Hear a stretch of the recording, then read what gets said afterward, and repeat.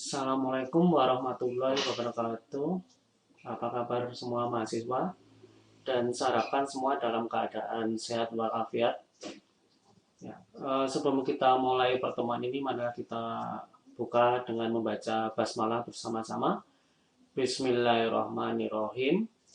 Dan pada kesempatan pada hari ini, saya akan memberikan materi bab 3 ya.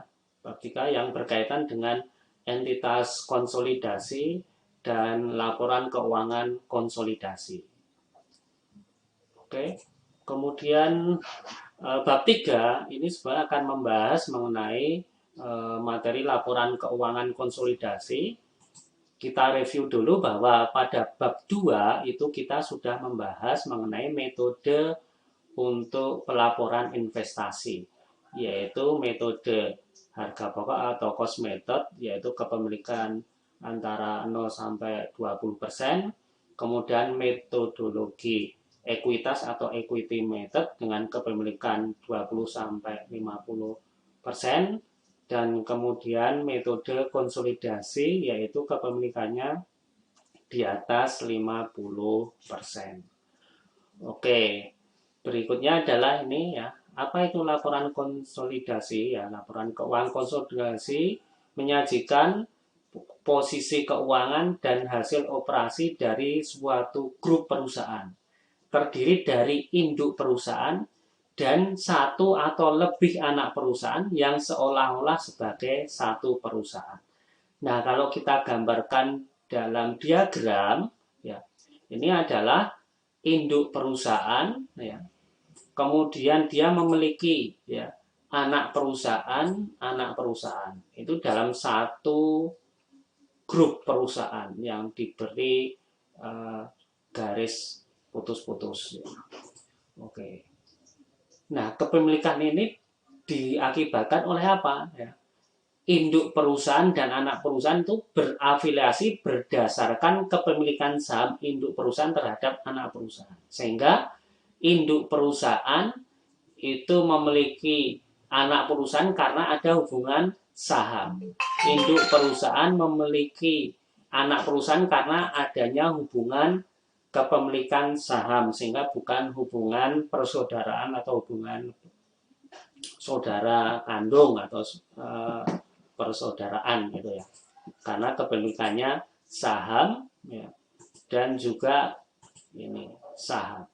Oke. Nah, kemudian ya, karena ada dalam satu entitas ya, maka transaksi antar perusahaan ini dalam satu lingkaran ini tidak diperkenankan. Misalkan antara induk bertransaksi dengan anak perusahaan atau anak perusahaan bertransaksi dengan induk perusahaan atau sesama anak perusahaan. Sehingga ya, transaksi antar perusahaan dalam satu grup itu harus dihapuskan. Ya, dalam istilah ya, mata kuliah ini adalah dengan jurnal eliminasi. Berarti jurnal eliminasi itu adalah mengeliminasi atau menghapus transaksi antar perusahaan. Itu konsepnya. Nah, sekarang kita akan masuk ke apa saja yang harus dilakukan jurnal eliminasi. Ya. Jurnal eliminasi itu secara umum ya pada dasarnya ada 3. Yaitu pertama, eliminasi karena kepemilikan antar perusahaan. Yaitu induk itu berinvestasi ke PT anak, dan PT anak itu ya kepemilikannya atau ekuitasnya dimiliki oleh PT induk. Nah, antara ekuitas dan investasi ini harus dihapuskan atau harus dilakukan eliminasi. Nah, cara mengeliminasi dengan membuat jurnal eliminasi, yaitu apa? Investasi itu dihapus berarti di kredit. Kemudian ekuitas itu dihapus itu berarti di debit, yaitu berupa saham, agio saham, dan laba ditahan. Oke, sekali lagi, eliminasi yang pertama karena apa? Kepemilikan antar perusahaan, yaitu induk berinvestasi ke PT anak, dan PT anak kepemilikannya atau ekuitasnya dimiliki oleh PT induk. Itu eliminasi yang pertama. Kemudian eliminasi yang kedua, karena adanya transaksi utang piutang antar perusahaan. Contoh di sini adalah PT Induk ya, memberi pinjaman uang kepada PT Anak, atau PT Induk memiliki piutang ya, kepada PT Anak, dan PT Anak itu ya, mendapat pinjaman uang dari PT Induk, atau PT Anak itu berutang pada PT Induk. Nah, transaksi utang piutang ini dalam satu grup, dalam satu lingkaran ini tidak dibolehkan. Ya. Sehingga transaksi ini harus dihapus. Yaitu apa? Piutang itu harus dikredit, kemudian utang harus didebet. Sekali lagi, transaksi eliminasi yang kedua karena adanya transaksi utang piutang antar perusahaan. Itu transaksi eliminasi yang kedua. Yang ketiga adalah berkaitan dengan jual beli antar perusahaan. Contohnya di sini adalah bahwa PT Induk itu membeli barang ya dari luar, itu berarti harga pokok penjualannya ya. Kemudian Induk itu menjual barang tersebut kepada PT Anak. Atau PT Anak membeli barang dagangan ke PT Induk. Nah, transaksi jual beli di dalam satu grup ini tidak diperkenankan. Tetapi ingat, yang tidak diperkenankan itu adalah transaksi yang di dalamnya, bukan dari luar. Berarti di sini PT Induk menjual barang dagangan ke PT Anak, itu pasti dia ada tambahan ya, tambahan uang yaitu berupa laba. Nah, dan PT Anak mengakui tambahan itu sebagai persediaan. Tapi dengan catatan bahwa barang itu masih ada di gudang sehingga wujudnya adalah persediaan. Oke, sehingga jurnalnya untuk mengeliminasi utang jual beli ini adalah ya laba itu harus dikredit, kemudian persediaan harus laba ditahan, harus didebet, kemudian persediaan harus dikredit.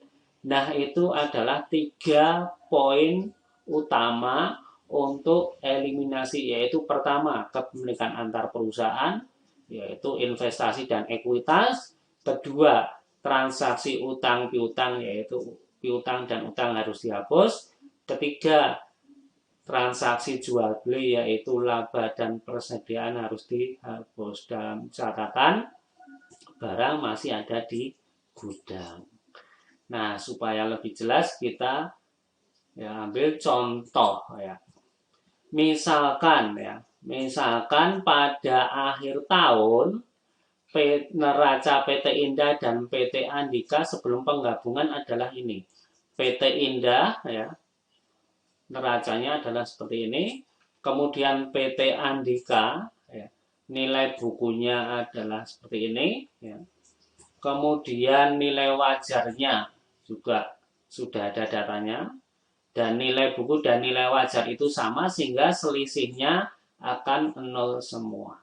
Itu data contoh soal neraca PT Indah dan PT Andika sebelum penggabungan.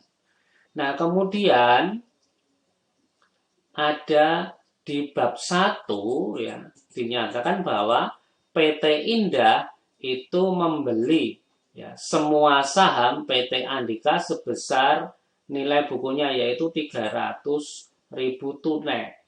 Karena membeli saham ya, itu berarti kita masuk di pokok bahasan bab 1, pembelian ya perusahaan lain. Kalau ini kebetulan membeli saham ya, yaitu sebesar 300.000 tunai. Sehingga jurnalnya, karena bab 1 yang pertama adalah jurnal, maka jurnalnya adalah membeli saham, itu pasti jurnalnya adalah investasi di PT Andika sebesar 300.000 dan kasnya adalah 300.000 ya. Kredit karena apa? Membeli 300.000 tunai sehingga kreditnya adalah kas. investasi. Kenapa investasi? Karena membeli saham. Ini itu adalah tahap yang pertama. Tahap yang kedua adalah perhitungan. Ingat bab 1. Pertama adalah jurnal, yang kedua perhitungan. Kita akan melihat ya goodwill-nya ya.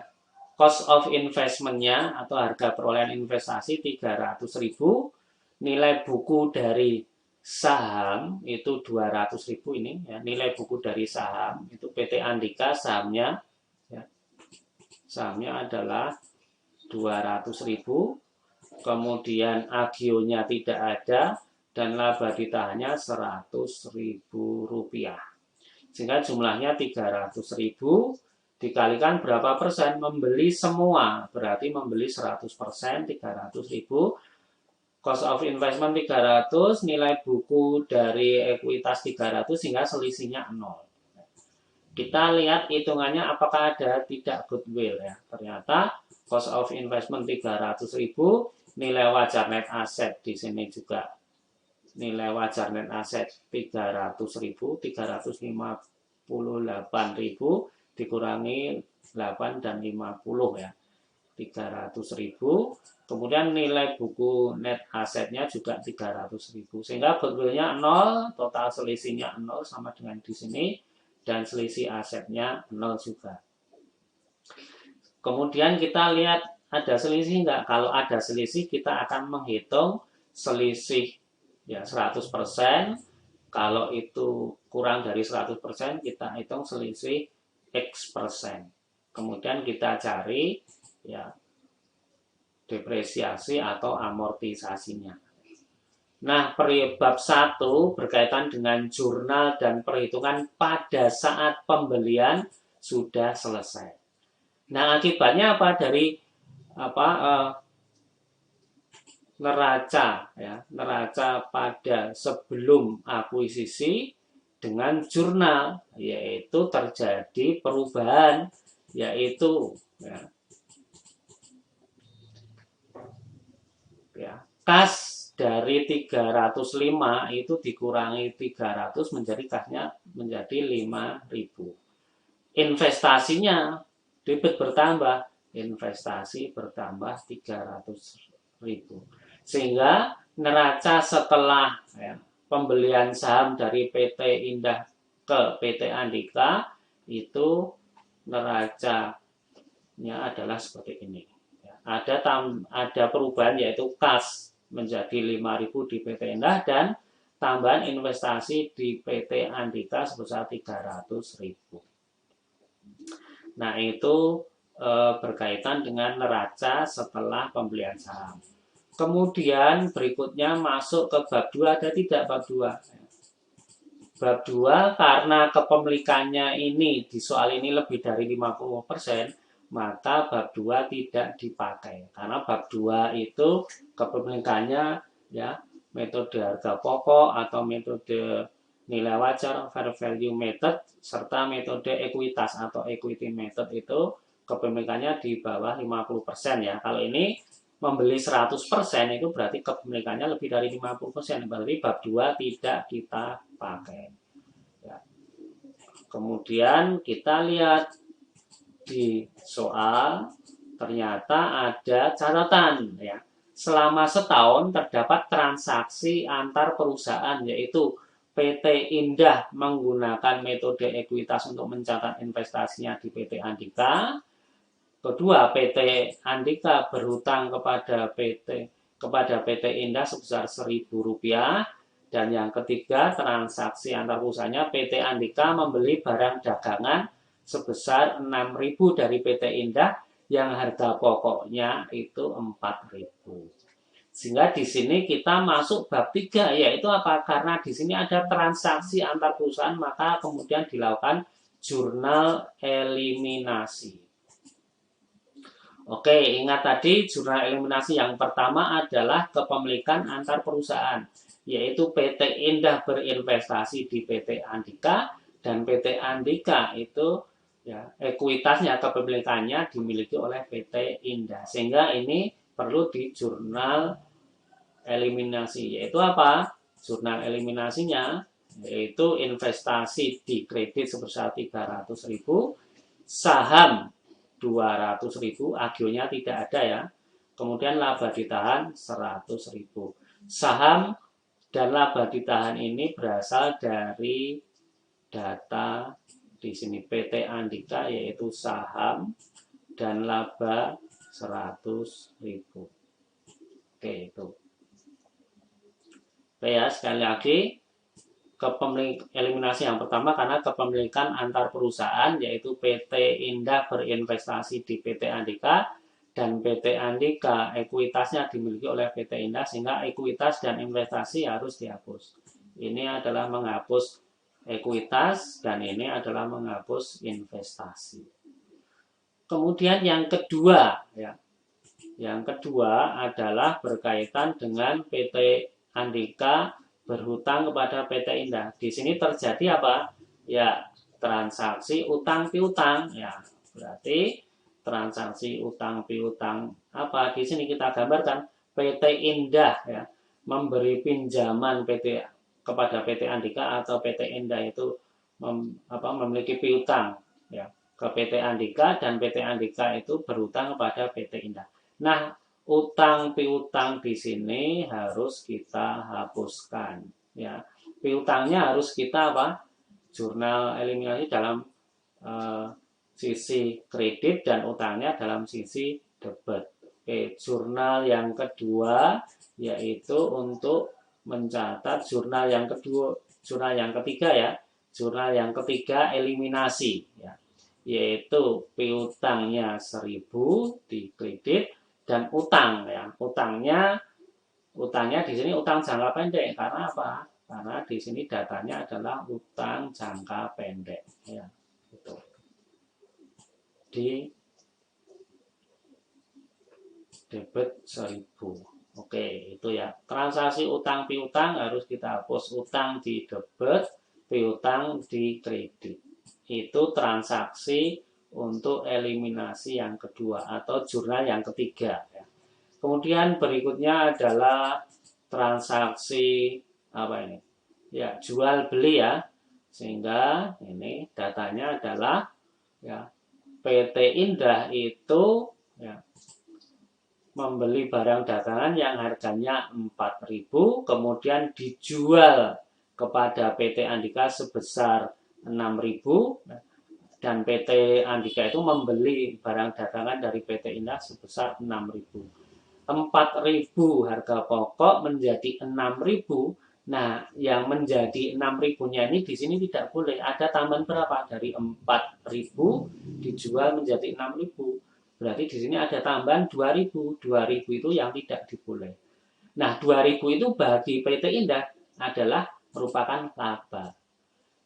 2.000 bagi PT Andika merupakan persediaan karena ada catatan barang masih ada di gudang. Nah, jurnal eliminasinya adalah gimana?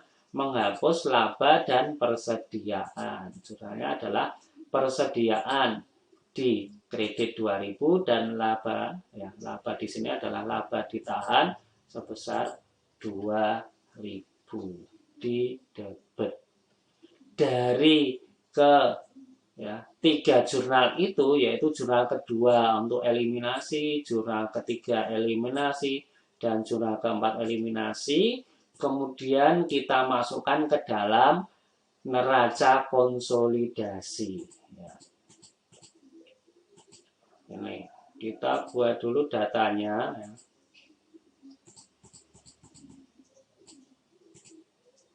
Datanya PT Indah dan PT Andika ya, datanya seperti itu ya, PT Indah kita buat datanya, kemudian PT Andika dibuat datanya. Nah, jurnal yang pertama jurnal eliminasi ya, atau jurnal yang kedua itu apa? Saham debit 200, laba ditahan debit 100.000, dan investasi 300. Kita lihat dulu saham 200. Berarti kita masuk di sini. Saham debit 200. Laba ditahan ya, debit 100. Laba ditahan jurnal nomor 2 100.000. Ya, ini jurnal yang nomor 1, ya, eliminasi yang kedua kemudian sebesar 200.000, ya, kemudian berikutnya laba ditahan debit 100.000, kemudian apa di sini, ya, investasi kredit, investasi di kredit jurnal yang kedua, berarti jurnal yang kedua 300.000 kredit. Itu. Kemudian eliminasi jurnal yang ketiga untuk eliminasi yaitu utang jangka pendek debit 1.000. Utang jangka pendek jurnal ketiga 1.000. Oke, itu. Kemudian piutang di kredit Rp1.000. Piutang mana piutang ini? Jurnal yang ketiga di kredit 1.000. Oke, ini kredit 1.000 ya.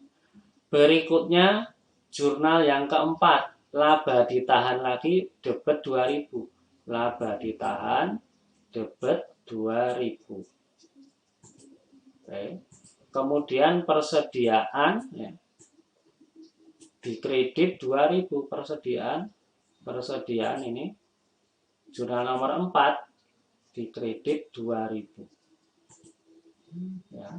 Sehingga kalau kita jumlahkan ya, PT Indah itu total asetnya 884.000 sama ya.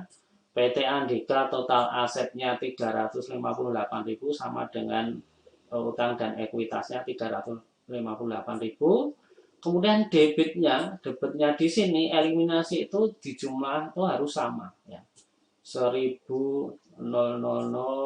tambah 1.000 tambah 200 tambah 100 tambah 2.000 303.000. Ini harus sama dengan kredit 00 1.000 2.000 300 303.000. Berarti debit dan kredit untuk jurnal eliminasi harus sama.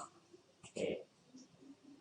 Nah, berikutnya tahap ketiga yang ini kita namakan sebagai saldo konsolidasi, yaitu apa? Penjumlahan dari PT Induk dalam hal ini PT Indah dan PT Anak dalam hal ini PT Andika ditambah atau dikurangi dari eliminasi.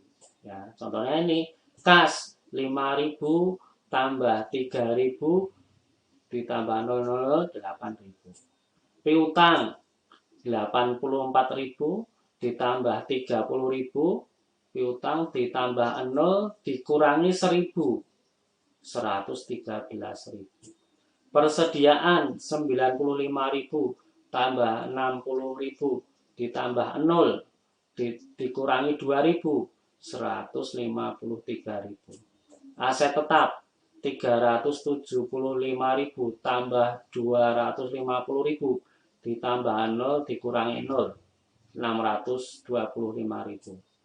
Aset yang lainnya 25.000 tambah 15.000 tambah 0 kurangi 0, 40.000. Investasi di PT Andika 300.000 tambah 0 ditambah 0 dikurangi 300.000 jadi 0. Sehingga jumlahnya kalau jumlah 8, 113, 153, 625, 40, 939.000. Utang jangka pendek 60.000 tambah 8.000 utang ya.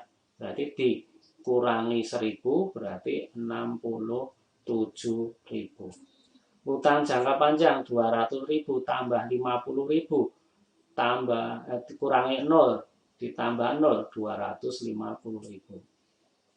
Saham 500.000 tambah 200.000 diminus 200.000 500.000. Laba ditahan 124.000 tambah 100.000 diminus 10.000 diminus 2.000 jadi 122.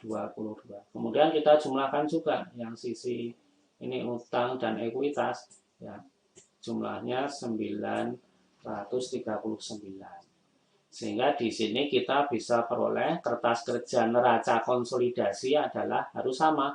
PT Indah asetnya 884, liabilitas dan ekuitas 884.000. PT Andika asetnya 358.000 ya. Total liabilitas dan ekuitasnya 358.000 juga. Eliminasi total debitnya 303.000 ya.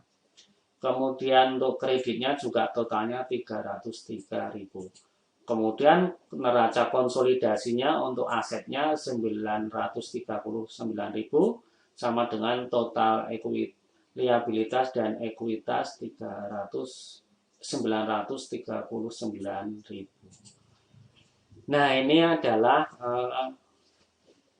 untuk penjelasan mengenai ya, entitas konsolidasi dan ya, laporan keuangan konsolidasi, atau dalam hal ini lebih tepat pada neraca konsolidasi. Sekali lagi, konsepnya adalah bahwa dalam satu grup ini antara induk dan anak perusahaan tidak diperkenankan adanya transaksi antar perusahaan.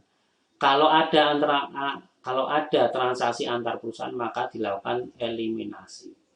Nah, eliminasi ada 3 utama, yaitu kepemilikan antar perusahaan, utang piutang antar perusahaan, dan jual beli antar perusahaan. Kemudian prosesnya adalah, contohnya adalah dihitung berdasarkan ya, gabungan dari bab 1 menghitung jurnal dan perhitungan pada saat pembelian saham. Kemudian hasilnya adalah neraca setelah pembelian saham. Kemudian berikutnya bab 3 berkaitan dengan jurnal eliminasi. Intinya Anda melakukan penjurnalan. Dan hasil akhirnya berupa kertas kerja neraca konsolidasi. Nah, itu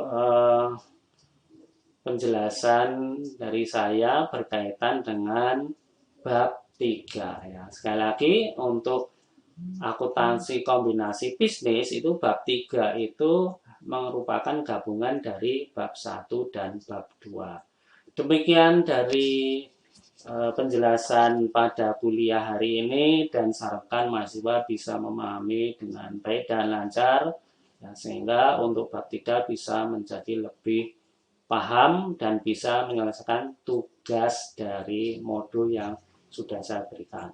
Terima kasih. Kita akhiri pertemuan pada hari ini dengan baca hamdalah bersama-sama. Alhamdulillahirobbilalamin. Wassalamualaikum warahmatullahi wabarakatuh. Selamat